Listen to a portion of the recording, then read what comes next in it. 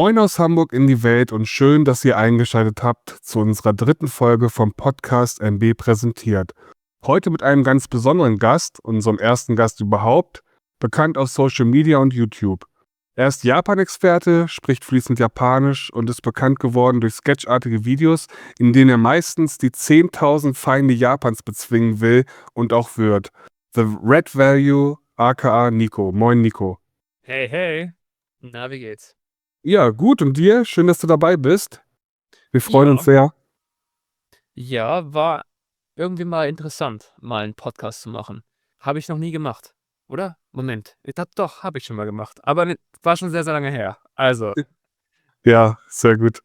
Ja, Nico, bevor wir gleich richtig durchstarten, hätte ich eine kurze Frage vorweg. Und zwar, was zockst du zurzeit, beziehungsweise was war das Game, was du zuletzt gespielt hast? Weil wir sind ja sozusagen ein Games-Podcast und da ist das natürlich immer ganz interessant zu hören. ja, genau deswegen dachte ich mir, es ist interessant, hier mal vorbeizukommen bei so einem Podcast. Und ist nicht so ganz meine Nische, oder? Das nicht so sehr, aber was ich zurzeit zocke, ich protokolliere natürlich alles. Das kann ich auch dann später sagen. Aber zurzeit zocke ich Ori and the Will of the Wisps. Das habe ich fast durch. Ori and the Will of the Wisps habe ich damals auch gespielt. Das ist ja so ein klassisches Metroidvania. Wie sind da so deine Erfahrungen bisher mit? Gefällt es dir? Mega, mega. Es ist richtig cool, wie das aufgebaut ist. Also wie nach und nach werden deine Skills, deine Movement Abilities und sowas immer stärker und immer besser. Und das ist echt cool. Und ich hype das total. Das hat mir bei Metroid Dread zum Beispiel auch super gut gefallen. Das nach und nach merkst du einfach, wie dein Charakter stärker wird. Zum Teil wegen deinem eigenen Skillaufbau, zum Teil, weil dein Charakter auch mehr Fähigkeiten bekommt. Und für mich ist dieser Progress, der ist so was, was mich richtig fesselt in solchen Spielen. Mhm. Ja, ich selber habe ein Steam Deck zu Hause liegen, Steam Deck OLED. Und da spiele ich abends im Bett auch noch mal meistens so eine halbe Stunde ein Spiel. Und das ist zurzeit bei mir Hollow Knight Silksong, ist also auch ein Metroidvania, sagt dir bestimmt auch was, ist jetzt neulich erschienen. Das macht auch mega Spaß. Also da liebe ich auch so, wie das Kampfsystem ist. Das ist mir immer ganz wichtig, so bei Spielen, die sowas haben. Und ja, ist einfach mega. Bastian, was hast du zuletzt gespielt? Bin ich tatsächlich immer noch bei. Ich bin gerade wieder im Cyberpunk-Modus, da ich mir da auch passend zu unseren vorigen Podcasts, wenn ihr da mal reinhören wollt, ich bin ja auch sehr aktiv, was das Modding angeht. Und Cyberpunk ist da so momentan mein Fokus, sowohl es zu zocken als auch zu modden, um da wieder neuen Impact zu kriegen. Das ist derzeit meine Lieblingsbeschäftigung abseits des alltäglichen Stresses, sag ich mal. Cyberpunk habe ich auch gezockt, bei Release. Kurz nach Release sozusagen. War es ein Fehler? Ist gute Frage. Ich habe nämlich gehört, dass es danach viel, viel besser geworden ist. Und ich bin tatsächlich in der Überlegung, ob ich mir das davon nochmal gönne. Weil teilweise habe ich ein bisschen Footage von neuen Varianten gesehen und dachte mir, hey, das sieht ja tatsächlich deutlich anders aus, wie als wo ich es gespielt habe. Vor allem ist dann auch eine Überlegung, Switch 2 Cyberpunk, anscheinend kann ich einen Save dahin transportieren. Das heißt, ich kann den Save synchronisieren. Das heißt, das wäre vielleicht auch eine Überlegung. Aber man kann sich ja mal angucken. Also, wenn du mich persönlich fragst, eine Überlegung oder eine Entscheidung kann es auf jeden Fall wert sein, denn ich fühle deinen Punkt komplett und der Release war ja auch ein großes Thema in den Medien. Also, das hat ja leider nicht so richtig funktioniert, aber das Spiel hat sich in einer Art und Weise entwickelt. Ich bin auch ein kleiner Fanboy, muss ich dazu sagen. Vielleicht ist meine Meinung auch ein bisschen, sage ich mal, vorbelastet, aber für mich ist es definitiv eines der krassesten, schönsten und interessantesten Spiele der letzten 10 Jahre. Also, aber das nur für mich. Spannend. Weil ich muss sagen, ich bin nicht ganz so tief in diesen CD Projekt Red narrativen Spielen generell. Das hypt mich gar nicht mal so sehr. Also ich würde es nicht sagen, ich fand es auf jeden Fall nicht schlecht in dem Punkt, aber bei mir, ich reagiere viel mehr drauf, wenn die Games sozusagen die Narrative bzw. die Story durch Visuelles oder durch das Gameplay selber so ein bisschen mitgeben. Also da ist natürlich jeder ein bisschen anders. Aber so ist es, wie ich meine Spiele am liebsten habe. Einfach durch das Gameplay, dass die Story sozusagen durch die Gameplay-Elemente selber erzählt werden. Und ich glaube, das ist auch so ein Ding, weswegen ich zum größten Teil Nintendo-Spiele spiele. Sagen wir es mal so. Passend dazu vielleicht noch, ich finde, genau durch diese Unterschiede kommen ja auch wunderbare Dialoge zustande. Also gerade so in der Wahrnehmung von Gaming, von Storytelling, dass da jeder so seine eigenen Goes und No-Gos hat, das macht eigentlich diese ganze Welt für mich persönlich immer so spannend, gerade in den Austausch, in den Dialog mit anderen zu treten. Das macht es immer sehr interessant und schön. Ja, genau. Würde ich auch so sagen. Ich habe einen Kumpel, wir haben ein paar Spiele, bei denen wir deutlich Überlapp haben, aber er kennt meinen Spielstil, ich kenne seinen und er hat mir gesagt, er ist ein mega Persona-Fan und er hat mir gesagt, also er liebt das Spiel total, aber er hat mir gesagt: „Dir wird es wahrscheinlich nicht gefallen“, weil man viel zu viele sozusagen viele Dialoge sozusagen in dem Game hat und viel sozusagen Elemente außerhalb des sozusagen Kern-Gameplays. Und, deswegen habe ich's noch nicht angefangen, obwohl es mich aufgrund des Combats dort und Teil des oder durch das Japanische, ja, durch den japanischen Aspekt sehr, sehr interessiert hat. Ja, Persona ist 'n gutes Stichwort Wort vielleicht so zum Übergang jetzt auch zu unserem Hauptthema, für diese Folge. Das soll ja Japan bezogen sein, japanische Videospiele. Ja, Nico, erzähl doch einfach mal aus'm Nähkästchen vielleicht so, wie du zu Spielen allgemein gekommen bist und was das vielleicht auch in Bezug zu Japan sich dann entwickelt hat daraus. Ja, und das ist nämlich der Punkt, den ich so interessant fand in diesem Podcast, ist genau das wollte ich schon mal irgendwann mal mit jemandem diskutieren, ist: Wie kam es dazu? Weil meine Spiele, die ich in der Jugend gespielt habe, waren primär japanische Spiele. Also, ich habe westliche Spiele erst später kennengelernt, wo ich schon 14, 15 war. Und davor war es eigentlich quasi nur Nintendo, zum Teil auch ein bisschen Sega und sowas, aber es war eigentlich großteils nur sozusagen Nintendo beziehungsweise durch japanische Kultur geprägte Spiele. Und ich will und das ist gerade interessant, weil ich habe jetzt im Erwachsenenalter mit etwa 24 habe ich für mich, Japan entdeckt. Also, Japan als Land. Und ich meine, ich hatte schon immer eine Art Interesse an asiatischen Kulturen. Ich habe Taekwondo zum Beispiel gemacht. Wo ich, 9 war, habe ich damit angefangen. Das habe ich dann 5, 6 Jahre lang gemacht. Auch viele Wettkämpfe mitgemacht. Und es war immer so eine Art Prägung der asiatischen Kultur mit drin. Ja, ich liebte Jackie Chan-Filme zum Beispiel. Also, ich war da sehr beeindruckt davon und ich glaube, dass das damit zu tun hat, dass ich in der Jugend als Kind viel Nintendo gespielt habe. Und das ist, glaube ich glaube, es hat mich sehr unterbewusst geprägt. Und es kann natürlich sein, ob es durch die unterbewusste Prägung kommt oder ob ich sozusagen als Persönlichkeit sowieso schon eine Affinität zu Japan hatte, weil ich hatte ja das schon vor den Sp also die Frage ist, habe ich diese Japan-Affinität durch das Spielen bekommen oder oder war es schon in mir drin und habe mich deswegen zu sowohl den Spielen als auch anderen Aspekten der Kultur hinzugezogen gefühlt? Und das ist, was ich, glaube ich, gerade sehr, sehr interessant finde. Meine ersten Kontakte waren auf dem Gameboy, wahrscheinlich Pokémon, Bomberman Pocket war da so ein Spiel, das ich gespielt habe, Tetris, und so vereinzelte Spiele. Waren meine ersten Games, dann 'n bisschen Konsole, Nintendo 64 und Mario Kart zum Beispiel war damals Riesenhit und natürlich Pokémon. Und ja, ich dachte mal, ja, genau, ich sag's mal so. Ja, ja, sehr geil. Ist, denke ich mal, wobei bei Bastian weiß ich es nicht genau, haben wir noch nie drüber geredet so richtig.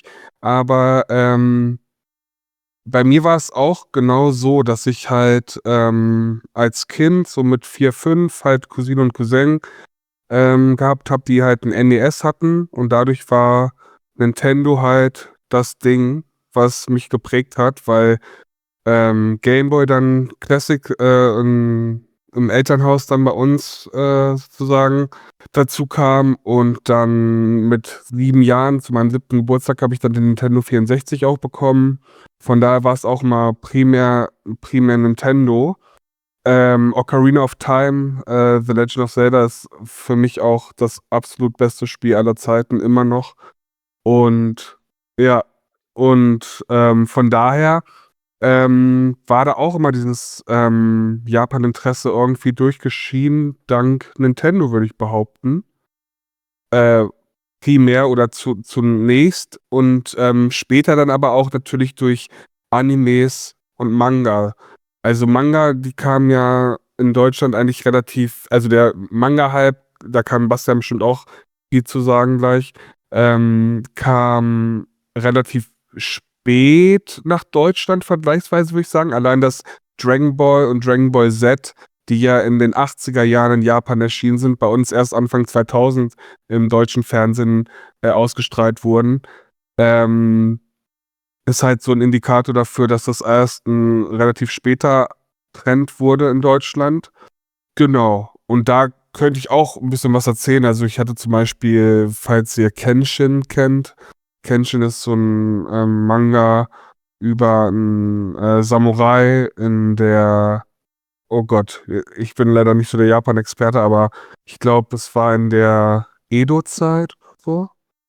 Also ist auch schon lange her, dass ich das gelesen habe, aber da kam dann so durch Kenshin bei mir auch so die Lust auf Mangas zu lesen. Ich habe zum Beispiel auch die Kickers gerne geguckt auf RTL 2 und da war auch eine Folge, wo halt die japanische Flagge so geweht wurde und gezeigt wurde. Und da hat es irgendwie bei mir auch Klick gemacht, dass ich so dachte, okay, das ist irgendwie Japan, Nintendo, das spielt irgendwie alles zusammen, Samurai und so weiter. Bastian, willst du vielleicht irgendwie den Anime-Part mal kurz übernehmen und ein bisschen was dazu sagen? Sehr gerne. Bei mir war es tatsächlich aber so, dass der Anime-Hype, also das, was ich heute für mich als wirkliches Interesse an diesem Genre und der Kultur, die steckt, sehe, das kam bei mir sehr spät. Also ich war in der Kindheit eher geprägt durch westliche Medien und wenn es in Bezug auf Gaming ist, also beim Nintendo muss ich mich leider, oder was heißt leider, muss ich mich komplett rausnehmen, weil die Konsolen, die ich als Kind hatte, ich habe sehr früh mit PC angefangen und hatte zusätzlich dazu immer Gameboys. Und vielleicht, um so ein bisschen den Turn zu Nintendo zu machen, ich habe als Kind Pokémon gespielt und durch Pokémon auf dem Gameboy und dann auch ich habe mich da noch nicht so krass belesen, wie ich es dann viele Jahre später und auch im Erwachsenenalter noch getan habe, den ersten Bezug dazu bekommen, wie eigentlich die Interpretation der asiatischen Kultur im Bereich Medien und auch vorzugsweise im Bereich Gaming ist. Also das hat sich bei mir dann im Laufe der Jahre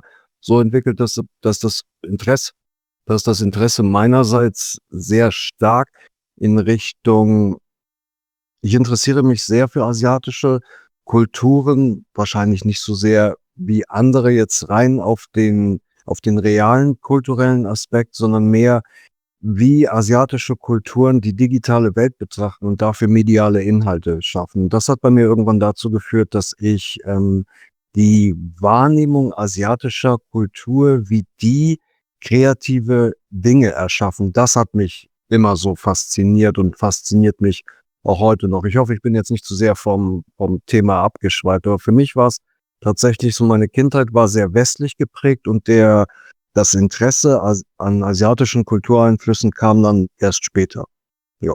Das finde ich aber richtig cool. Also eigentlich das, was du so ein bisschen erwähnt hast, finde ich mega klasse. Also was ich so ein bisschen dazu sagen könnte ist, wie hat damals funktioniert, dass Japan sozusagen eine Kultur, die komplett anders ist als im Westen, ist aber sozusagen die eine Kultur, die aber trotzdem sehr früh sehr modern geworden ist.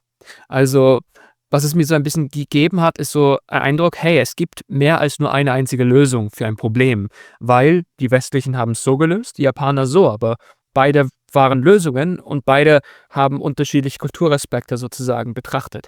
Und ich fand gerade das auch sehr faszinierend und ich finde, das geht eigentlich sehr, sehr in die Richtung von dem, was du gesagt hast, ist, wie wird sozusagen die Welt aus den japanischen Augen betrachtet. Und das ist schon spannend, weil das gefällt mir auch persönlich sehr, sehr gut.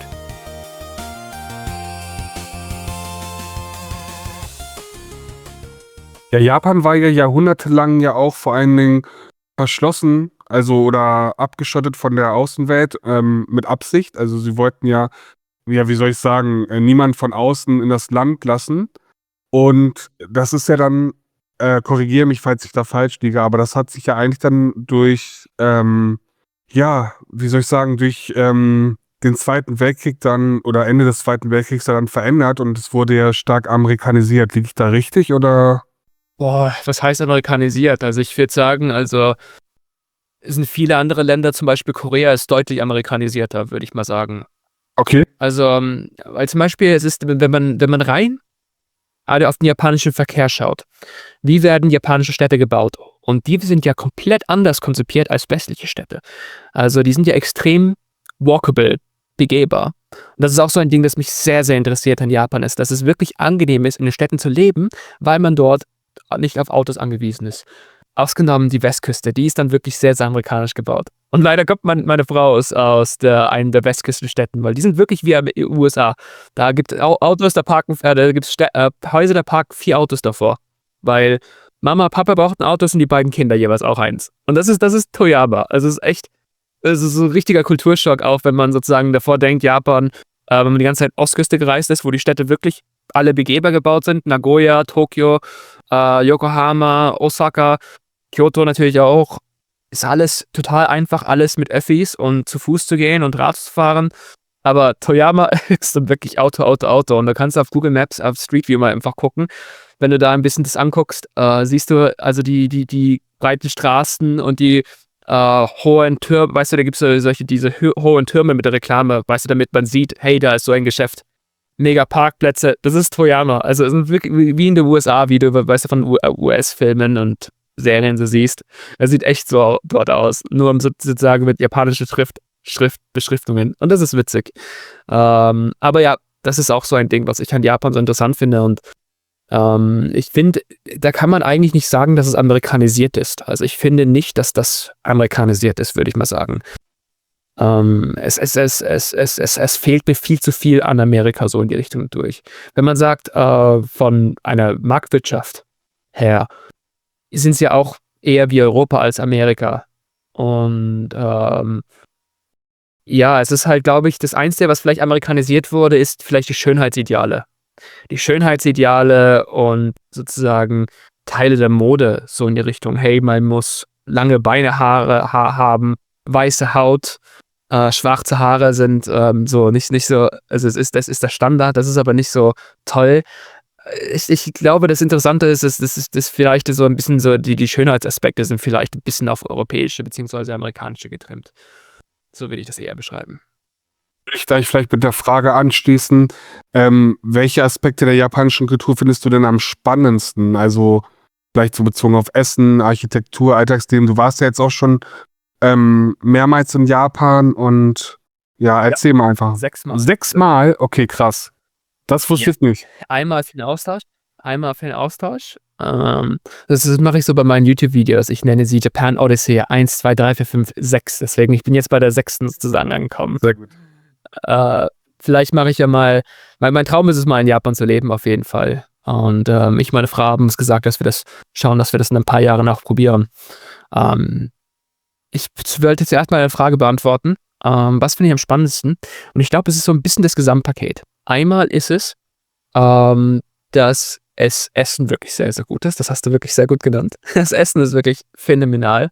Und es ist einfach angenehm, weil man für relativ wenig Geld und auch schnell, ja, in Japan kriegst du das Essen relativ schnell immer, gutes Essen bekommst. Und das ist halt total irre. Du gehst in ein Restaurant und anstatt, dass du dann Essen zahlen musst und dann auch immer noch ein Getränk so irgendwie, das Wasser kriegst du immer sofort drauf. Das Wasser wird dir einfach sofort hingestellt.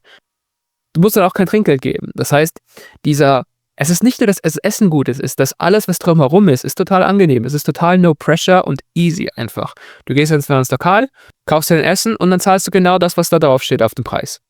Und naja, ausgenommen manche, die vielleicht die Mehrwertsteuer nicht im Preis angeben, gibt es auch ab und zu. Es ist jetzt aber ein relativ kleines Ding. Und neuerdings wird die Mehrwertsteuer generell auch steht mit dabei. Aber es ist einfach so wenig Druck beim Essen gehen da. Du gehst in ein Restaurant und es ist etwa so viel Druck wie ein Imbiss, so in die Richtung. Aber bei Imbiss, da musst du dich auch nicht hinsetzen, lange warten, Kellner rufen, bestellen, sondern da gehst du hin, zahl den Preis, fertig, kriegst das Essen. Und im Restaurant in Japan ist es gleich so richtig low pressure. Dann geht hin, kriegst Essen, kriegst Getränk und fertig. Und dann muss man nicht denken und auch nicht ans Trinkgeld geben. Und das ist, was mir so gut gefällt dort. Aber natürlich die Architektur finde ich auch mega toll. Also in Tokio, ich liebe die Gebäude dort. Wirklich, die sind echt so krass, so toll, so groß. Und auch was da drin wie die gebaut sind. Die sind ja extrem erdbebensicher gebaut. Ich habe mal Bock, wenn ich mal in Japan lebe, dass ich ein bisschen mehr so in Richtung Doku bezüglich der Architektur im Sinne von weniger Architektur, sondern Engineering da drin mache. Also oder generell ein bisschen mehr in die Infrastruktur reingehe. Wie wird Japan mit Strom versorgt ordentlich?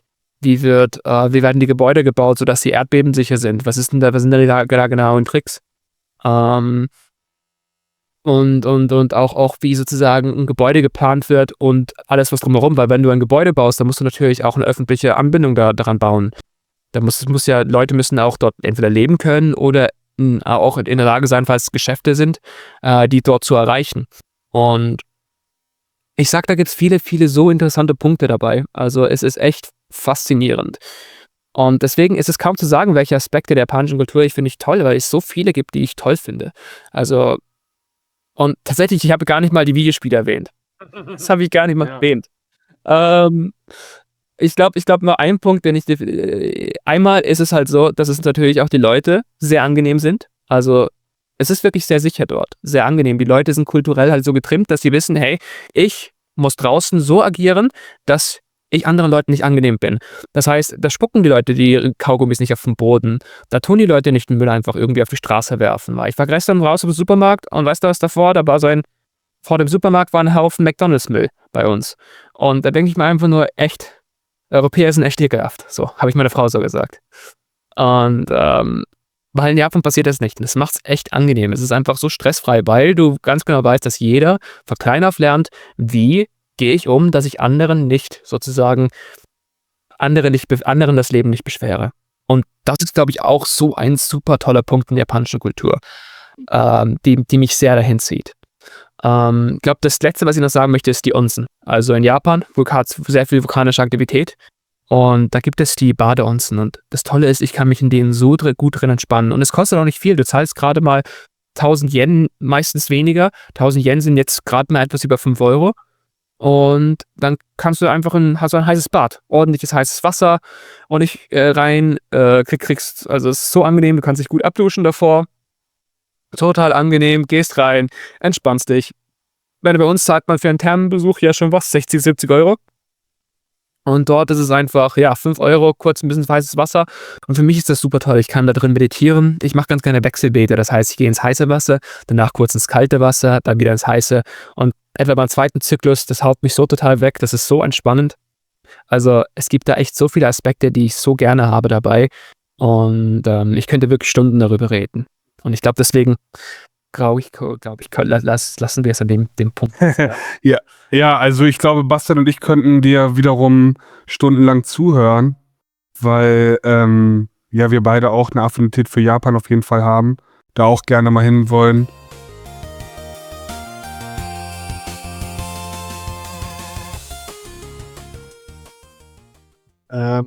Vielleicht auch so, um da so ein bisschen an das Thema mit den Erdbeben anzuknüpfen, da muss ich jetzt ein bisschen weiter ausholen. Was mich schon seit Kindertagen fasziniert hat, ist die Wahrnehmung der Esskultur, wie sie vor allem in Japan stattfindet und was mich jetzt in der letzten Zeit nachdenklich gemacht hat. Es hat mich mal so ein bisschen reflektieren lassen, durch die klimatischen Umstände, die in Japan herrschen, gibt es da ja auch eine völlig andere Wahrnehmung des Frischerhaltens von Nahrungsmitteln. Und das hat zumindest, so habe ich mal einen Bericht darüber gelesen, so wurde dann auch anfangs, als Animes aufkamen, wurde dann auch die Darstellung von Essen in Animes selber sehr beeinflusst. Also dass dieses Thema Frische, weil das so etwas Seltenes ist in Japan, da Dinge sehr schnell verderben können aufgrund der hohen Luftfeuchtigkeit.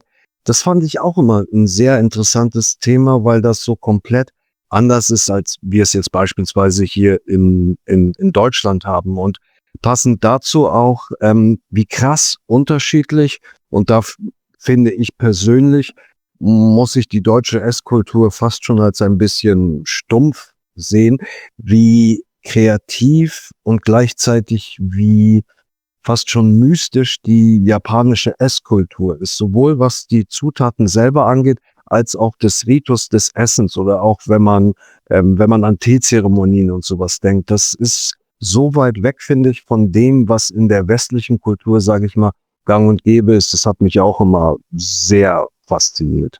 Das ist aber ein mega, mega Punkt, weil gerade Teezeremonie, ich habe ein bisschen rausgefunden, letzte Zeit ein bisschen nachgedacht, dass ich habe ein bisschen Kulturen und Religionen ein bisschen verglichen mit unserer und auch unsere moderne Kultur.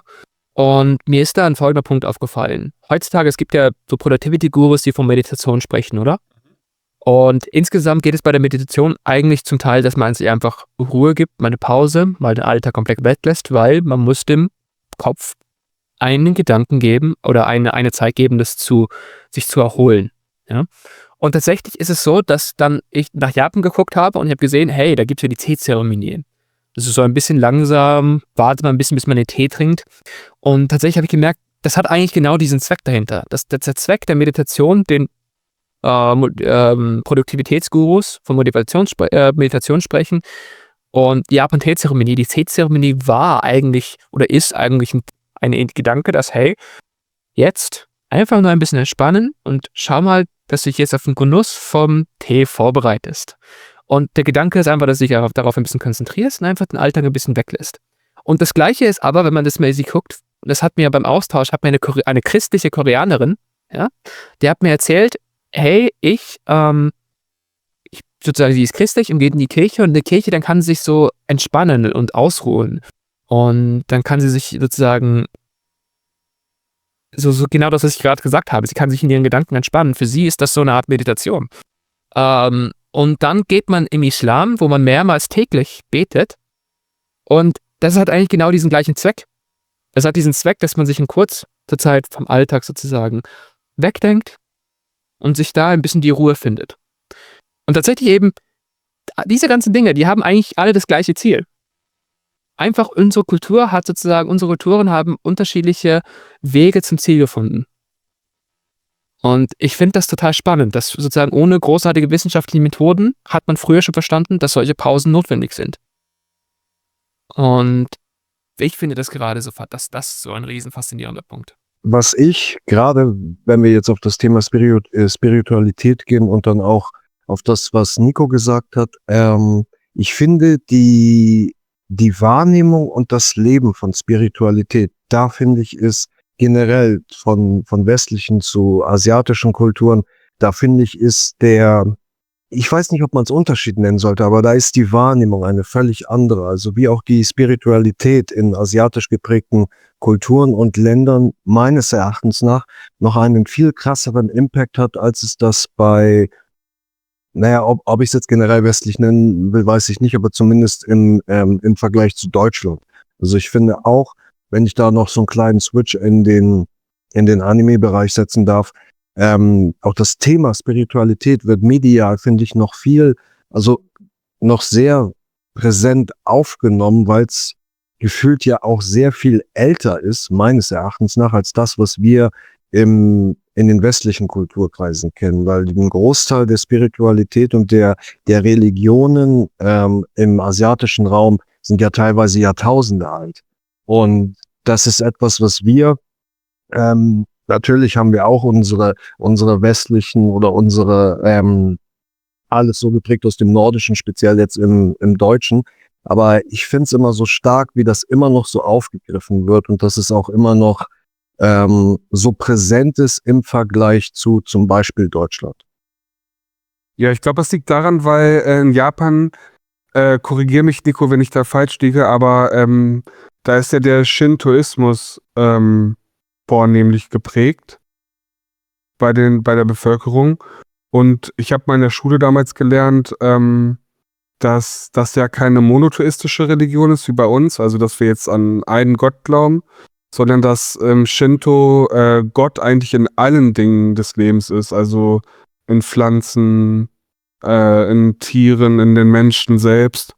Ist das richtig oder? Ja. Also erstmal eine Korrektur ist, dass es in Japan gibt es nicht nur eine Religion, die so gemacht wird. Also es gibt ein Sprichwort, ein Japaner, er ist geboren im Shinto, heiratet als Christ und stirbt als Buddhist. Ah, okay. Genau, es ist Buddhismus und Shinto sind beide sehr geprägt und in Japan es gibt Tempel und Schreine. Schreine sind generell Shinto basiert, während Tempel buddhistisch geprägt sind. Das Interessante ist, bei größeren Schreinen und Tempeln gibt es auch innerhalb des Schreins einen kleinen Tempel oder innerhalb des Tempels einen kleinen Schrein. Und das ist total was Witziges. Also das ist wirklich, wirklich so. Und es ist halt eigentlich ganz interessant, wie das ist, weil es nicht so, als ob es zwei komplett unterschiedliche Religionen sind. Also sind es eigentlich zwei unterschiedliche Religionen, aber sie haben irgendwie, die machen sehr viel gemeinsam irgendwie. Und die Japaner sind generell nicht sehr religiös, aber sehr spirituell. Das heißt, ja, sie sozusagen folgen den Ritualen, weil sie auch sehr kulturell sind. Meine Eltern haben das gemacht, meine Großeltern haben gemacht und deren Eltern haben das gemacht. Deswegen mache ich das auch so in die Richtung. Geht man zum Hatsumode zum Beispiel, so am 1. des Jahres, am 1. Januar, und dann ist die Schreine sind so irre voll und Wahnsinn, das sowas zu sehen, wie überfüllt das dann ist.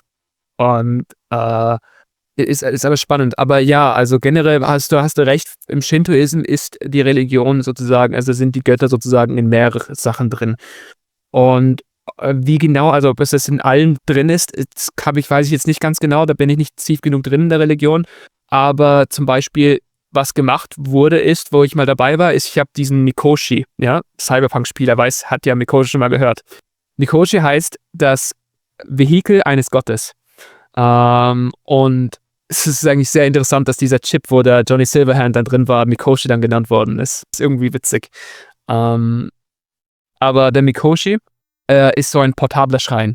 Es kam von der Geschichte, dass man die Reisfelder, wie sagt man, Bless auf Deutsch? Bless? Ja, so Segen.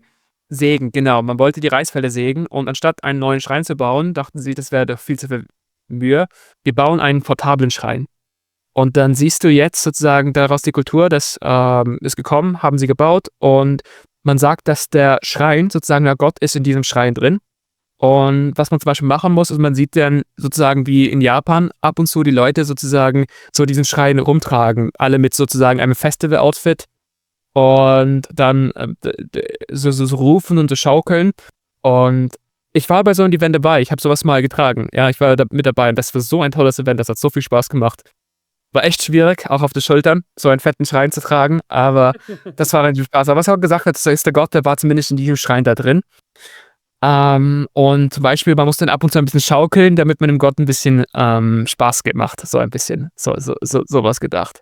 Also es kann ich auf jeden Fall sagen, es ist auf jeden Fall eine nicht also multitheistische Religion und ich weiß, dass zumindest in vielen Sachen das drin ist. Ob es jetzt in allen möglichen drin ist, das kann ich jetzt nicht so wirklich sagen, aber ich habe es auf jeden Fall gemerkt, dass Leute zu ihren Schrein gehen und mehrere Götter sozusagen anbeten, so in die Richtung. Ja, nee, das war auch nur gefährliches Halbwissen von mir jetzt. Ist auch schon lange her, dass ich das mal in der Schulzeit so gelernt hatte. Weiß ja auch nicht, ob das auch so zu 100% gestimmt hat, aber ja, dachte ich, spreche ich auch noch mal ganz kurz an, weil das ganz gut gepasst hat. Bei mir auch, also ich weiß leider auch nicht alles. Also ich weiß nur das, was ich weiß, ich weiß nicht das, was ich nicht weiß. Ja, genau, richtig, ja, bei mir auch.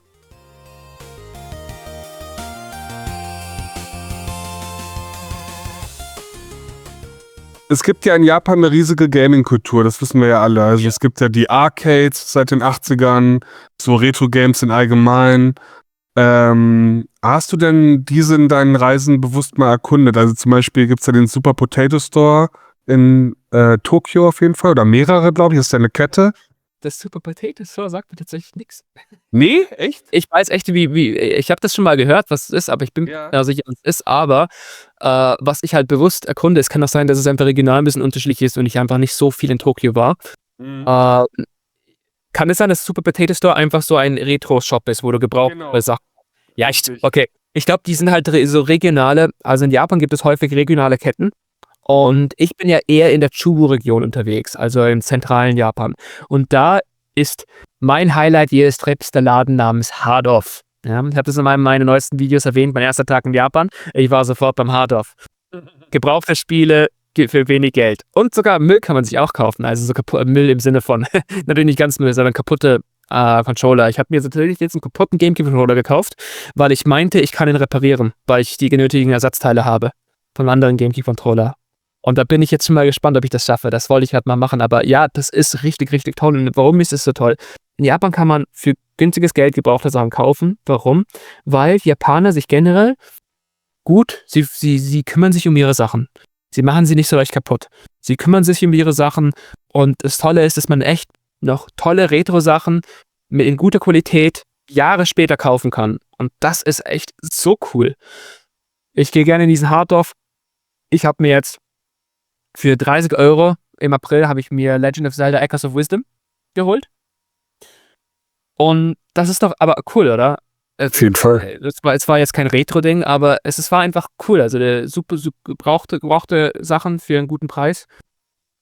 Finde ich einfach klasse. Und ich habe mir vor 1,5 Jahren habe ich mir Pokémon Grüne Edition geholt. Damals ja. sind Yen.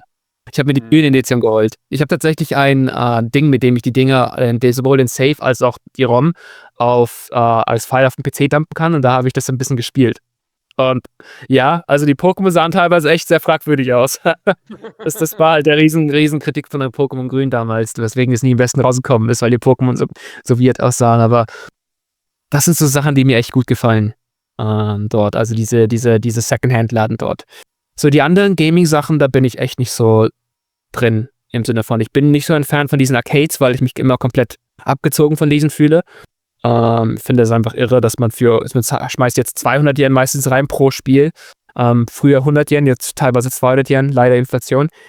Und ich finde, man spielt sehr, sehr wenig für das, was man zahlt mit diesen Arcades. Deswegen hat es mich das nie so richtig angetan. Hab ein bisschen hier und da mal probiert, aber es war nicht so meins. Figuren ist auch nicht so meins. Und ich wollte mal auf die Tokyo Game Show, wenn wir so in Richtung Messe gehen. Habe es aber auch bis jetzt noch nicht geschafft. Ja, Nico, ich glaube, dann nehmen wir dich nächstes Jahr mal auf die Gamescom mit, ey.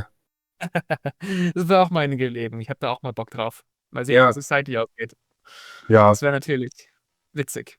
Was denn, sagt dir Super Potato Store was? Oder zum Beispiel, wenn ich an Retro-Games denke, denke ich halt immer an Akihabara, also in Tokio, der Stadtteil. Weil der soll ja das Mekka für Videospiele so sein.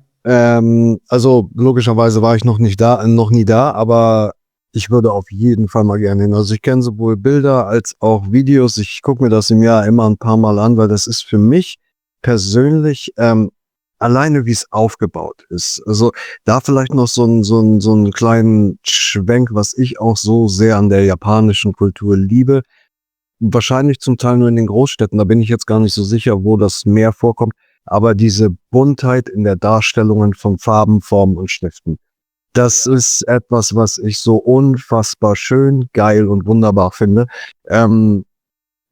Das gibt's für mich nur in der japanischen Kultur. Und genau, wenn wir jetzt auf den Super Potato Store kommen, allein wie der von außen aussieht und wie er dann von drinnen aussieht, also finde ich einfach großartig. Also klar, ich habe nun mal die Affinität zu Gaming und zu Anime, aber ich für mich selber finde das auch einfach, oder würde es, glaube ich, auch großartig finden, da einfach mal drinnen zu stehen, mit vielen Menschen und das auf sich wirken zu lassen. Ich glaube, alleine dieser Impact, das kann schon ganz toll sein. Ich habe mich tatsächlich gerne, ich war jetzt insgesamt 3-mal in Akihabara. Einmal das erste Mal, wo ich in Tokio war, es war magisch. Damals, also es beim ersten Mal war es auf jeden Fall magisch, wo ich einfach nach Japan als ich sofort da war. Bei mir ist ja so, Anfang 2017 habe ich Japan, also statt auf Uni Prüfungen zu lernen, habe ich Japan-Videos geguckt. Da habe ich da irgendwie ein paar Videos entdeckt. Und dachte ich mir echt, wie geil ist das? Habe mich total verliebt. Und dann habe ich mich dann schon umgeguckt, was zu machen. Japan sozusagen. Ich habe mich um meine Japan-Reise geguckt, wie kann ich das arrangieren. Und ich habe gemerkt, von der Uni aus hatte ich eine Austauschmöglichkeit. Habe ich daran gearbeitet. Bin ich auch reingekommen. War richtig cool. Und dann wo ich das erste Mal in Japan war, das war so, geil. Es ist einfach so ein Gefühl. Es ist auch einfach, wie das Wetter anders ist, wie es sich anders anfühlt. Einfach nur und das Geräusch von diesen Cicadas. Das erste Mal ist wirklich magisch. Da war ich auch in Akihabara und da kann ich dir vollkommen sagen, dass es auch extrem magisch war. Für mich war das cool. Ich habe noch Pokémon Go gespielt, damals noch. Das war auch ziemlich Hype. Also es ist auch jetzt immer noch sehr, sehr aktiv. Kann man immer gute Raids machen, wenn man auf Pokémon Go steht. Dort. Und eben, das war echt einfach nur dort sein und sich ein bisschen das gehen zu lassen. Das ist echt ein mega Ding gewesen. Was ich aber sagen muss, beim zweiten und beim dritten Mal hat es mich schon ein bisschen abgeschumpft. Beim zweiten Mal war ich dann schon mit der Frau da. Also das war dann 2019. Also damals war sie noch meine Freundin, da waren wir am Tag später, wollten wir auf eine Kreuzfahrt gehen, aber da haben wir uns das angeguckt. Und was halt am Akihabara man sieht halt die ganzen Maids, ja. Und irgendwie, wenn ich mir das jetzt so ein bisschen überlege, ich war dann auch ein drittes Mal dort, genau zur Pandemie. Das heißt, ich habe Akihabara komplett ohne Leute gesehen. Nur mit Mates sozusagen. Also es war komplett irre, das so zu sehen. Also ich war wirklich kurz vor den ganzen Lockdowns war ich noch in Japan. Hab wohl wahrscheinlich einen der letzten Flüge hin erwischt. Damals. Und insgesamt ist es bei mir so, dass ich jetzt aber nicht ganz so hingezogen zu Akihabara mich fühle. Das war letztes Mal, wo ich dort war 2020 und seitdem nicht mehr. Ich war zwar seitdem 3-mal wieder in Japan, also 2023, 24 und jetzt 25. Und es hat mich nicht nach Akihabara gezogen. Und ich glaube, der Punkt ist einfach so, wenn man von diesen ganzen Flashiness und den ganzen Hype so weglässt, wenn man da nicht so tief drin ist es halt so, dass es sehr konsumeristisch ist. Also sehr konsumgetrieben dort. Und vor allem hat es mich sehr deprimiert, dass die Mates, die sind eigentlich dazu da, die zeigen einfach ein bisschen so die darken Seiten von Japan, warum gibt es Mates? Naja, weil Leute so einsam sind eigentlich, dass sie dafür zahlen, einfach nur mit jemand anderen zu reden. Und dementsprechend bin ich jetzt nicht mehr ganz so hyped, sozusagen nach Akihabara zu gehen, weil ich einfach sehe, was so dieser Konsum, wohin der dazu führt. Er führt hin zur Einsamkeit. Und irgendwie ist es deswegen so, was ich jetzt ein bisschen so mit Akihabara assoziiere. Und ich hoffe, ich mache es euch natürlich jetzt nicht kaputt, so in die Richtung dadurch. Weil es schon cool auf jeden Fall mal zu sehen. Aber es zeigt auch eigentlich, wenn man ein bisschen unter die Oberfläche guckt, sieht man dann anscheinend schon ein bisschen die dunklen Aspekte der japanischen Kultur und das betrübt mich ein bisschen, muss ich eigentlich ehrlich gesagt sagen. Und ist auch der Grund, warum ich jetzt meine Reisen primär versuche, ein bisschen außerhalb den großen Stadtzentren zu machen. Wenn ich das sagen darf, ich finde, das ist ein sehr, sehr wichtiger Punkt, den du angesprochen hast. Gerade in Bezug, das ist zumindest meine Wahrnehmung, wo viel Glamour ist, da ist auch meistens sehr viel Schmutz. Und gerade wenn wir jetzt, oder wie du auch selber sagst, wenn wir über Akihabara reden, es sieht nach außen wirklich alles sehr krass aus, sehr bunt, sehr leuchtend. Und gleichzeitig ist es vielleicht auch nicht die Fassade, aber vielleicht ist es genau das, was dazu führt, dass es so etwas wie Mates gibt. Und das Thema Konsum, auch in Bezug auf Videospiele oder generell die Wahrnehmung von Medien, dieses Ding des Konsums, das sollte bei aller Schönheit und bei allem Hype und bei allem Fan sein, es sollte nie vergessen werden, dass Konsum auf dem Prinzip basiert, dass Dinge müssen produziert werden, diese Dinge werden von Menschen produziert und manchmal gehen die Menschen dabei unter. Und das ist so, oder Menschen stehen am Ende für etwas oder stellen etwas dar, was nur dem Konsum geschuldet ist und dabei geht die Menschlichkeit ein bisschen flöten jetzt, auch in Bezug auf das Einsamsein. Und das denke ich, gerade wenn man versucht, auch reflektiert über etwas zu sprechen, sollte das immer ein Thema sein. Also finde ich einen tollen Punkt, den du da angesprochen hast.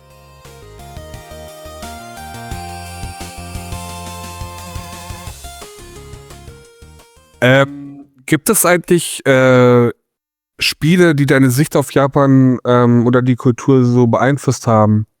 Kannst du da vielleicht was zu sagen? Jetzt springe ich wieder weiter, aber Finde ich gut, aber nee, finde ich gut. Das ist eine sehr, sehr gute Frage, weil, ich meine, klar, Pokémon. Das ist halt, Pokémon ist eines davon.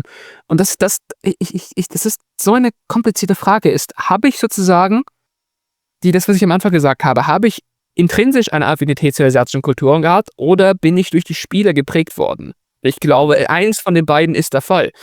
Weil vor allem, glaube ich, ist es so, dass wenn ihr in japanischen RPGs, ist es immer gut, mit Leuten zu reden, oder? auf jeden Fall, ja. Also geht man so hin und dann kriegst du, hey, hier kriegst du eine Health Potion oder hier kriegst du ein Item. Das Sache ist, ich dachte mir, ja, okay, aber dann bin ich nach Japan gegangen und ab und zu kommen wir in Gespräch mit manchen Leuten und was passiert? Ab und zu geben uns die Leute irgendeinen Snack. Ohne Witz. Was ist ja? Es passiert. Ich meine, Stimmt. mehrmals, 3-mal, glaube ich, passiert. 2-mal kann ich mich fix erinnern. Einmal war vor kurzem, wir waren im Zug zurück von Takayama, zurück nach Toyama. Gibt es so eine richtig schön aussehende Zugstrecke. Sehr, sehr Pampa-orientierte lokale Zugstrecke durch die japanischen Alpen. Und da waren wir vom Zug zurück, sind wir zufällig irgendwie ins Gespräch gekommen und dann hat sie uns echt ein paar Snacks gegeben. So in die Richtung. Und dachten wir echt, oh, was? Und dann ist es, war ein Ding da in Kyoto mal, das war ich alleine, Anfang 2019. Habe ich mir das angeguckt, das war so ein cooler Trip. Da würde ich fast schon gerne mehr darüber reden. Gerne, kannst du ruhig machen. Oh, ich gebe mir gerade eine Idee, ich sollte mal eine Solo Traveling Japan bisschen machen. Ja. Und einfach ein bisschen bezogen, weil ich bin jetzt sozusagen ja immer mit der Frau unterwegs, aber eigentlich ist es so, dass man sich solo auch ziemlich coole Sachen machen kann. Ja. Ich habe da 2 Trips gemacht, einmal nach Osaka, einmal nach Kyoto. Hatte ich zu meiner Freundin schon gekannt, aber die Trips habe ich alleine geplant, konnte sie unter der Woche machen. Das war cool, aber in einem dieser Solo-Trips du bist halt gezwungen, mit Leuten zu reden, so ein bisschen. Und das hat mir damals auch sehr geholfen, sozusagen, weil das Interessante ist, ich bin ein ziemlich extrovertierter Kerl, aber ich habe lange Zeit Probleme gehabt, mit soziale Kontakte zu knüpfen. Und da habe ich so ein bisschen so eine Art Schüchternheit entwickelt, das eigentlich gegen meine Persönlichkeit sozusagen ist. Es ist halt irgendwie ein Bug sozusagen, wie ein Programmierbug, einfach ein Bug in meiner Psychologie. Sehr gut, ja. Ist wirklich so. Und deswegen bin ich als extrovertierter Kerl häufig zu introvertierten Hobbys gegangen. Und jetzt ist es halt so, ich glaube, das ist ein bisschen goes out of the scope von dem, was wir machen wollen hier. Aber was ich einfach sagen wollte, ist, es hat mir damals geholfen, ein bisschen Solo-Travel zu machen, weil ich einfach mit Leuten geredet habe. Eine Sache, mit denen ich geredet habe, ich habe mit jungen Schülern, also was junge Schüler in Japan gern machen, ab und zu machen sie Schultrips von den Englischlehrern aus, wo sie zu den touristischen Attraktionen gehen und dann versuchen, mit anderen Leuten Englisch zu reden. Und ab und zu mit manchen hatte ich dann solche gute Gespräche, dass sie mir dann auch irgendeinen Snack gegeben haben danach. Irgendeinen kleinen Snack von ihrer Region. Also ich habe mit denen gesprochen und dann haben sie mir uns einen Snack gegeben aus der Region, so in die Richtung. Und das war irgendwie witzig. Das war auch so ein Beispiel, wo wir Essen oder was gekriegt haben, nachdem wir gesprochen haben. Das wollte ich einfach nur sagen. Aber interessant ist, dass es dieses Solo-Travel, ich glaube, da werde ich echt ein Video dazu machen. Das ist eine coole Idee. Aber ja, nee, das ist cool. Einfach ein bisschen gezwungen sein, versuchen, mit Leuten zu reden und Kontakt zu knüpfen und dann passieren echt tolle Sachen, sage ich mal so in Japan. In Japan passieren gerade tolle Sachen, wenn man sich ein bisschen versucht, out of the comfort zone zu gehen. So würde ich das sagen. Ja, sorry, ich glaube, ich rede zu weit vom Punkt weg, aber ich glaube, Ja, alles es ist gut. Aber ich glaube, ein gutes Statement zu sagen, Japan ist gerade toll, wenn man ein bisschen außerhalb der Comfort Zone geht. Das ist echt cool. Ja, mich hat der Aspekt eben echt ein bisschen sentimental sogar gemacht. Also, es hat mich, aber positiv, ne? Weil ich noch nie diese Verknüpfung gemacht habe zwischen was in JRPGs oder jetzt Pokémon beispielsweise passiert auch in der echten Welt. Also, du sprichst mit NPCs, die geben dir dafür was.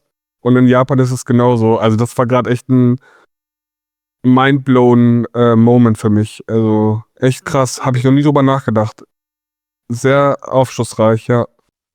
Und tatsächlich glaube ich, dass jetzt, weiß ich, was ich hinaus wollte, tatsächlich sind es, glaube ich, solche kleinen Sachen, die mich schon bewusst sozusagen ein bisschen in Richtung Japan hingezogen haben. So ein bisschen, hey, Japan ist so, wie du es in Pokémon erlebt hast. Ja? Und deswegen, glaube ich, hatte ich es ohnehin schon, das als Persönlichkeit her, oder durch diese Spiele wurde ich halt so getrimmt, genau durch solche kleinen Details. Und das ist tatsächlich etwas, was ich vor kurzem sehr gelernt habe. Also wir sind extrem unterbewusste Menschen, also es wird extrem viel im Unterbewusstsein gemacht. Also ich meine, ich weiß nicht, wie technisch ihr seid oder wie technisch die Leute hier sind, aber tatsächlich ist unser Hirn etwa so ähnlich wie ein CPU und ein GPU. Ja? Ein Central Processing Unit ist sehr, sehr gut, um kleine einzelne Tasks sozusagen gut zu machen und so nachzudenken, also unser logisches Hirn. Wenn wir über Sachen nachdenken, dann macht der CPU halt viel, viel Arbeit.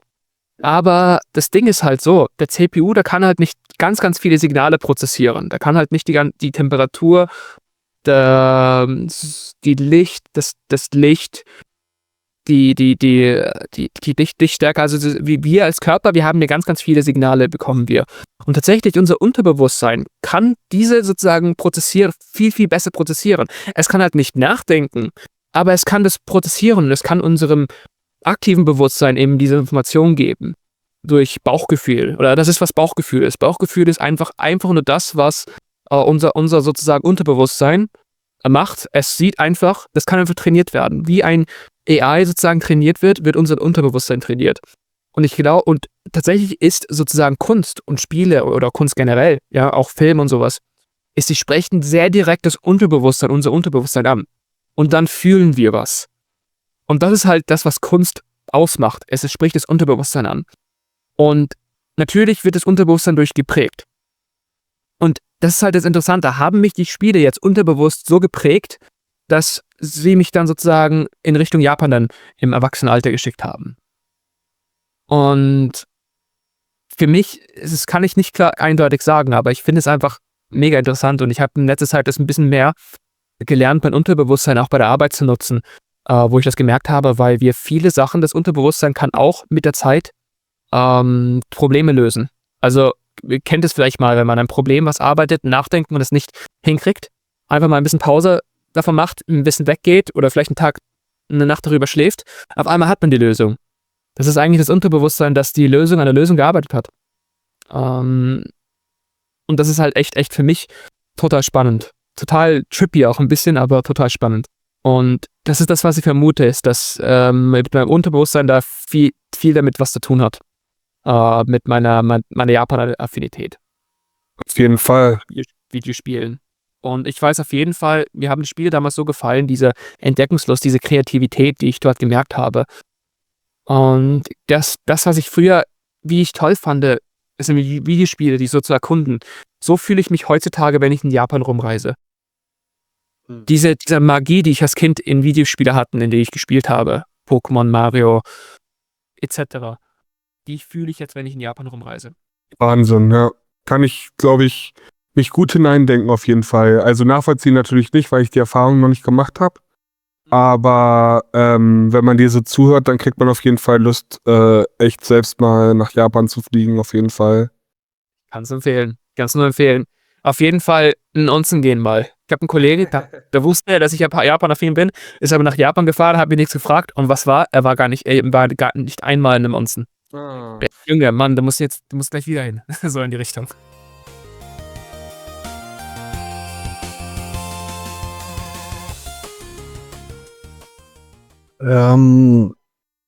Das geht jetzt vielleicht sehr in die psychologische Richtung, aber mir liegt was auf der Zunge, was ich gerne noch zu dem Thema Unterbewusstsein, was Nico erwähnt hatte, sagen möchte oder einen Denkanstoß geben möchte, weil ich glaube, wenn ich das jetzt auf Animes beziehe, die Art und Weise, wie in Animes Emotionen übertragen werden, finde ich einzigartig in der visuellen Bildsprache, egal was für Filme es gibt. Ich finde, da ist das, was Animes, und so interpretiere ich das jetzt, was Animes unterbewusst mitgeben. Ich glaube, das ist das, was mich, wenn wir das Ganze psychologisch betrachten, am meisten immer flasht.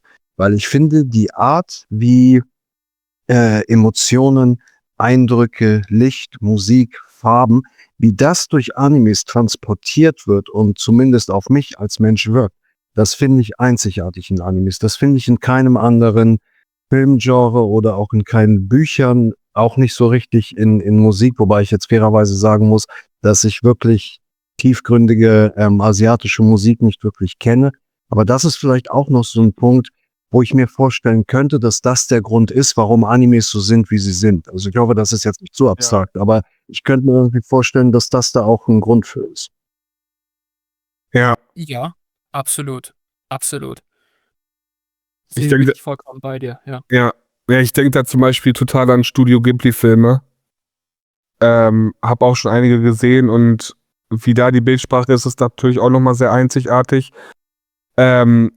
Aber ich muss auch dran denken, weil du es jetzt gerade gesagt hast, oder Bastian, du kannst auch gleich vielleicht doch mal ein Beispiel Anime nennen. Aber was mir spontan eingefallen ist, auch mit Bezug auf Nico, der vielleicht mal allein durch Japan reisen will und so ein Vlog dann macht. Kintaro Oe hier, Golden Boy.